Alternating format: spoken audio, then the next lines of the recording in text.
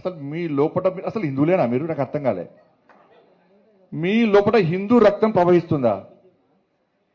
ఇవాళ సర్క్యులర్ చూసినాను, ఇవాళ ఇజ్జ పోతే సర్క్యులర్ చూస్తే ఇవాళ ఇప్పుడే ఇచ్చింది, ఇప్పుడు సాయంత్రం ఇచ్చి సర్క్యులర్ ఇచ్చావు. ఏమి ఇచ్చింది తెలుసా సర్క్యులర్? రంజాన్ టైంలో అంటే సాయంత్రం 4 గంటల తర్వాత పోచట వాళ్ళు. నువ్వు రంజాన్కు 4 గంటల తర్వాత వాళ్ళకు ఉద్యోగాలు ఇచ్చిపెట్టి పోతా, మాకు ఏమి ఇబ్బంది లేదన్నా. కానీ నా అయ్యప్ప ఏం పాపం చేసిండు? అయ్యప్ప స్వాములు ఏం పాపం చేసిండన్నా? నా అయ్యప్ప ఏం పాపం చేసిండన్నా? మధ్యాహ్నం దీక్ష తీసుకొని అయ్యప్ప మాల తీసుకొని మధ్యాహ్నం ఆఫీస్కి పోతే టిఫిన్ బాక్స్లో పోయి తినరాదు, అప్పుడప్పుడు వంట వేసుకొని మడితో తినాల్సి వస్తుంది. అవునా కదా?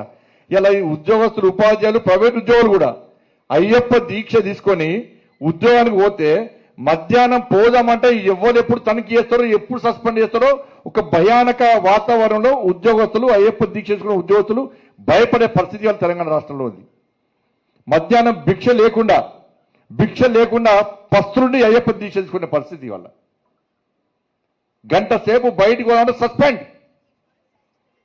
మరి ఏ పాపం చేసిన అయ్యప్ప? ఆంజనేయ స్వామి దీక్ష చేసుకుంటే మాల ధరిస్తే వాళ్ళకు ఎగ్జామ్షన్ ఏం లేదు, భవానీ దీక్ష చేసుకుంటే వాళ్ళకు ఏం లేదు, శివమాల ఇప్పుడు శివరాత్రి వస్తుంది, శివమాల చేస్తే వాళ్ళకి ఎగ్జామ్షన్ లేదు. మరి సర్కిల్ ఒక్కరికైనా అంటే హిందువుల పరిస్థితి తెలంగాణ రాష్ట్రంలో బిడ్డ బతికేది వాళ్ళ హిందువుల పరిస్థితి.